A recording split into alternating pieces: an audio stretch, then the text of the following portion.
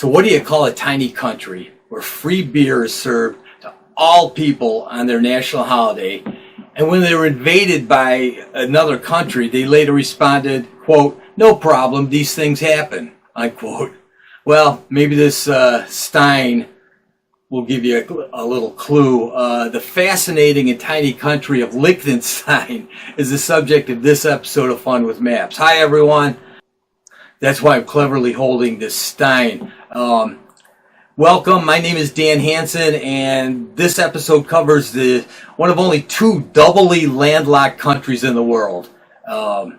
It's got a lot of interesting characteristics like that. So, without further delay, and I've got a big Stein here, let's get right to this episode of Fun with Maps on Liechtenstein. Okay, let's start with some perspective. Here's a map of Europe, obviously. You know, we see here's Scandinavia, the United Kingdom, Iceland, Russia, Ukraine, Italy, France, Spain. We know all this, the Mediterranean.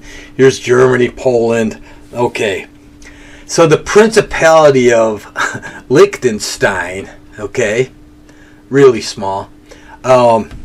It's a landlocked Alpine country between Austria, here's Austria, and Switzerland, okay? It's got an area of 61 square miles. So, by comparison, the size of Washington, D.C. is about 68 square miles. And where I'm at, Cleveland, Ohio, it's about 82 square miles. So, it's small. It's the sixth smallest sovereign state in the world by area.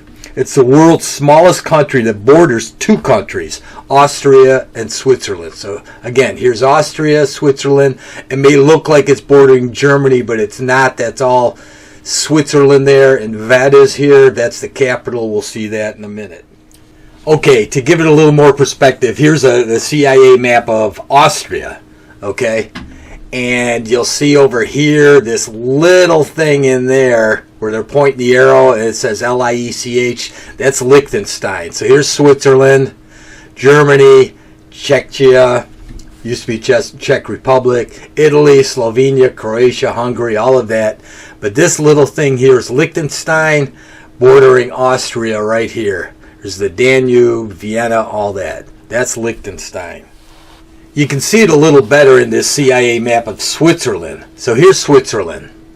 Bern, the capital. France is here. Italy's here. Germany's up here. Austria's here. This little thing here, that's Liechtenstein. That's what we're looking at today. You see the Rhine River coming up here. That provides the border between Liechtenstein and Switzerland here. You know, this map is a little deceiving because it makes it look like Switzerland is bigger than Austria, but Austria here is actually twice the size of Switzerland, about twice the size. So, you know, the Liechtenstein here, it's mostly mountainous with the Alps, of course, and the Rhine Valley. As we say, here's the Rhine River in the western third of the country. So this is a great map by Percante and Hanno Sandvik. So the Alpine countries of Europe, that's just a term used to refer to the area around the Alps, the Alp mountain range, okay? So there was actually an Alpine convention in 1991, and they came up with 8 Alpine states. So there's Italy, there's France, there's Austria, there's Switzerland, here's our Liechtenstein there, Germany, Slovenia, and Monaco down there. So of these countries, Austria and Switzerland have the most largest area of mountain coverage, and the borders of both Liechtenstein and Monaco, these two tiny ones, they're both located completely within the Alpine region, okay? So the Alps extend in this arc from France in the south and west all the way to Slovenia in the east, and from Monaco down here in the south up to Germany here in the north. Okay?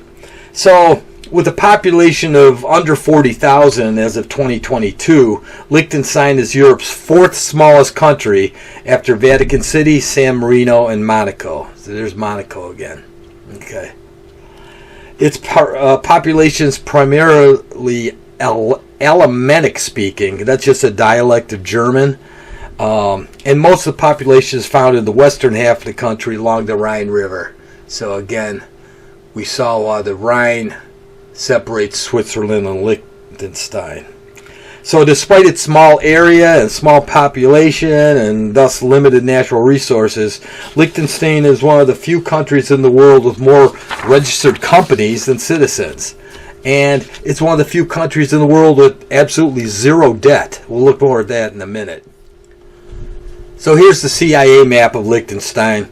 So we see here again the Rhine River.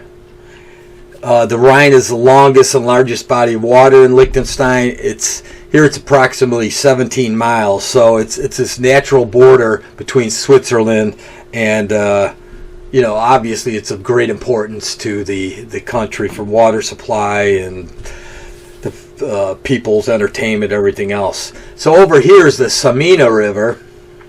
Okay, that's a whitewater river. Liechtenstein up through Austria.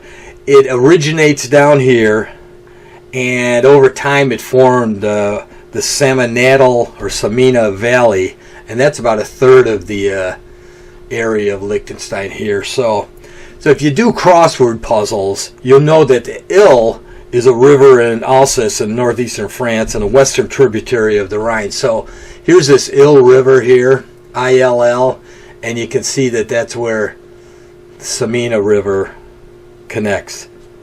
Okay, about half of Liechtenstein here is mountainous.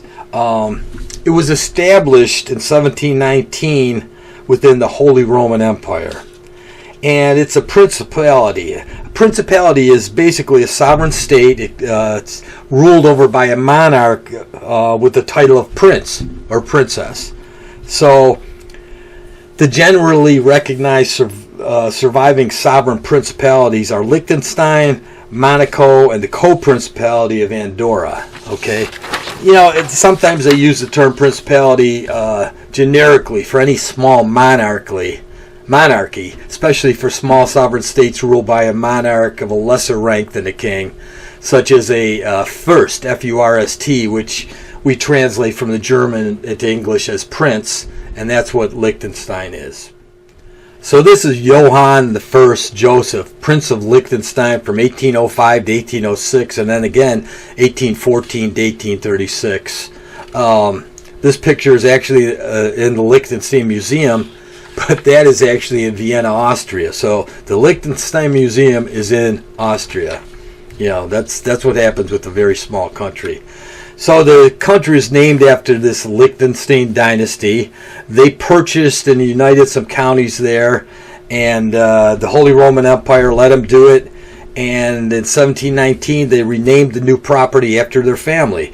In German, Liechtenstein means light or bright stone. So that's Liechtenstein. During the Napoleonic Wars, they were occupied by both French and Russian troops. It became a sovereign state in 1806. It joined the German Confederation in 1815 and became fully independent in 1866 when the German Confederation dissolved. So until the end of World War I, it was closely tied first to the Austrian Empire and then later to the Austria-Hungary Empire. But the devastation caused by that conflict forced Liechtenstein to really partner up, enter into a customs and monetary union with Switzerland, its neighbor to the west. So they remained neutral in World War II.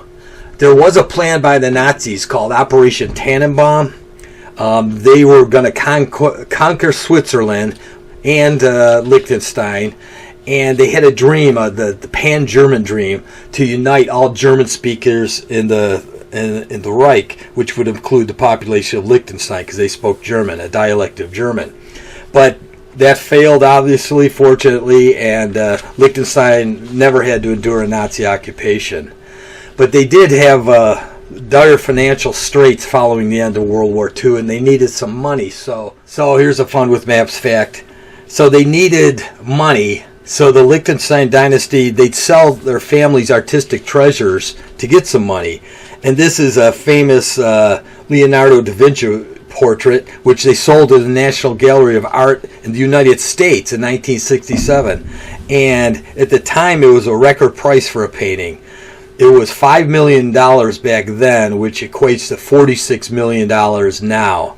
So they sold this. It's in the National Gallery of Art in the United States, and Liechtenstein got the money for that. Of course, by the late 1970s, Liechtenstein used low corporate tax rates and drew many companies to the country, and they became one of the wealthiest countries in the world.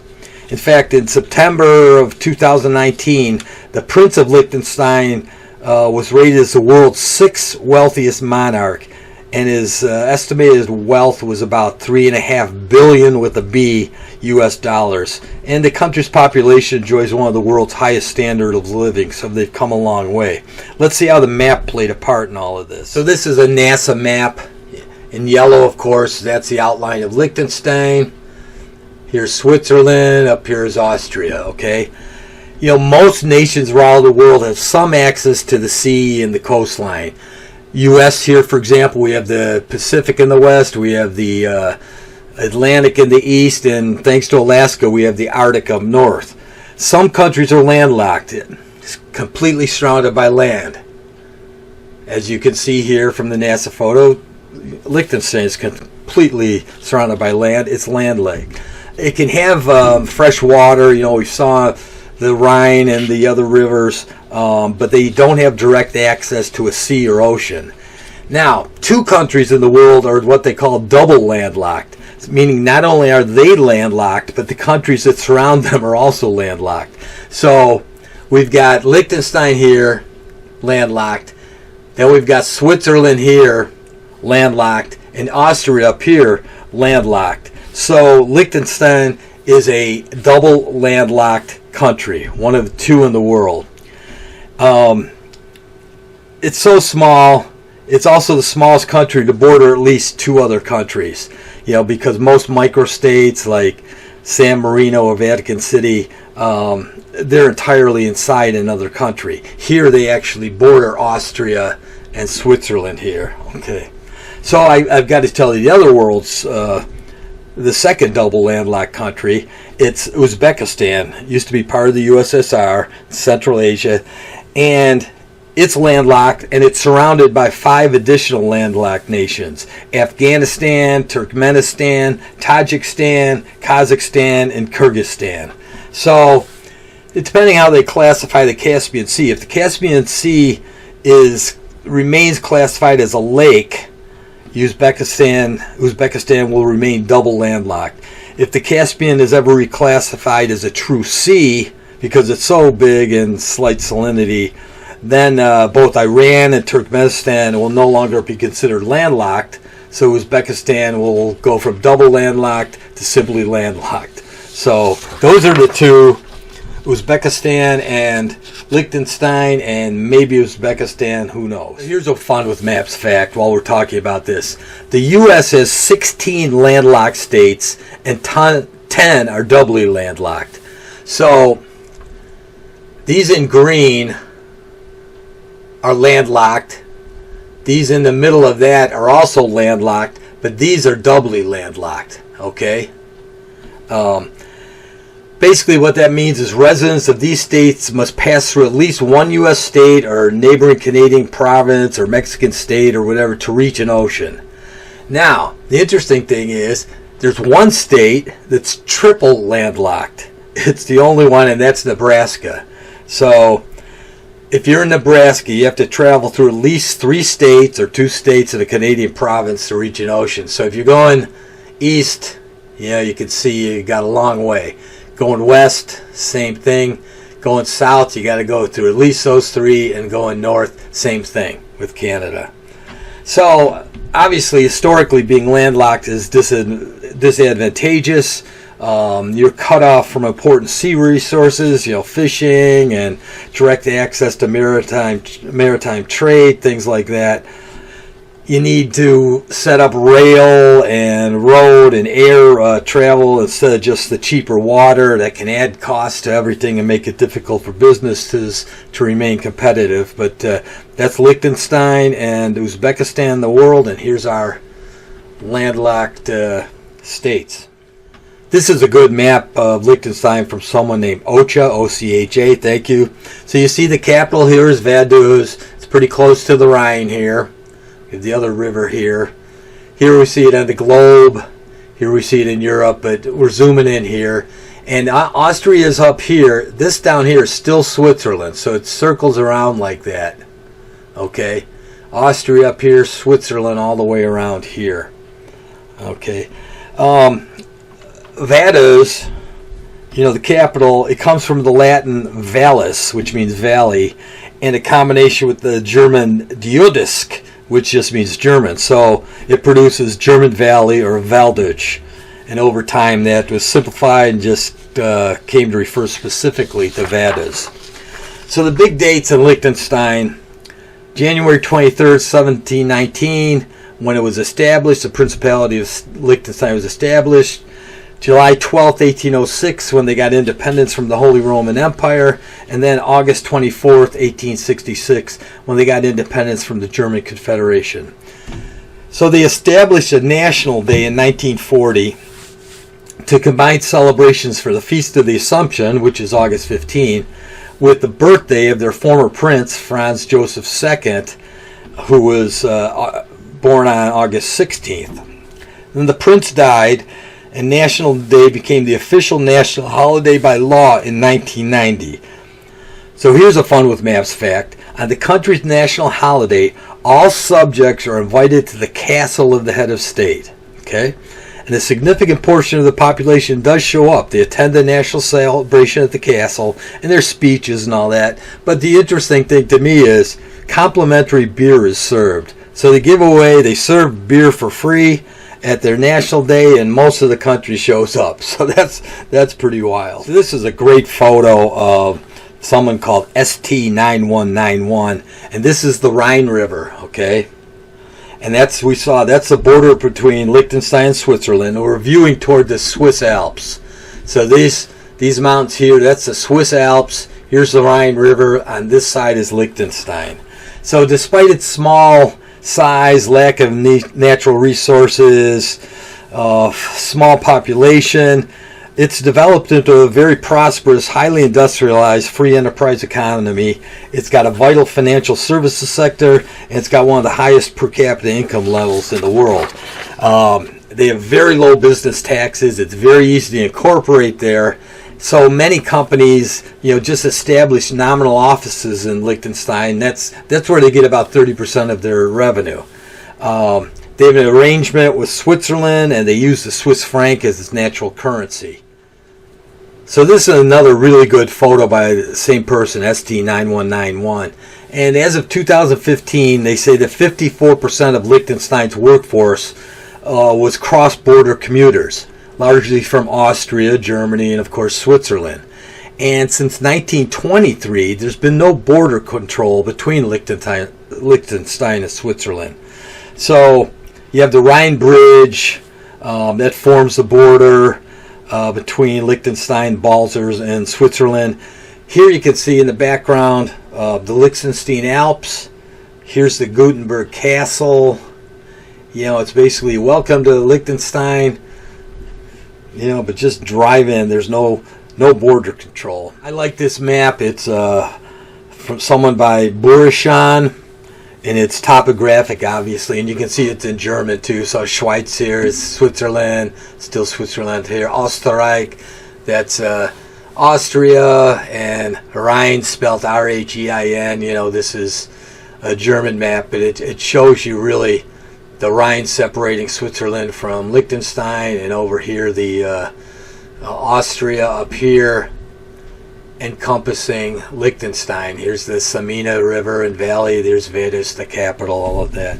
Here's another fun with the maps fact. So in 2003, they had a constitutional referendum, and they actually granted the monarch more powers. And this was after he threatened to leave the country if they didn't vote that way.